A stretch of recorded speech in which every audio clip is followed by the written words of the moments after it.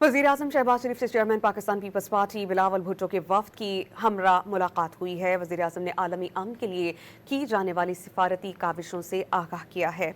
वज़ीर-ए-आज़म और बिलावल भुट्टो ने वफाकी हुकूमत की जानिब से सूबा सिंध में जारी तरक्याती मनसूबों का जायज़ा लिया। बिलावल भुट्टो ज़रदारी ने वज़ीर-ए-आज़म की मुश्किल हालात में वफाकी हुकूमत की पॉलिसी की सही समत मुतय्यन करने में वज़ीर-ए-आज़म की हिकमत अमली और इक़दामात की तारीफ़ की। मुलाकात में बाहमी दिलचस्पी के सियासी और मुल्की उमूर पर तबादला ख्याल किया गया।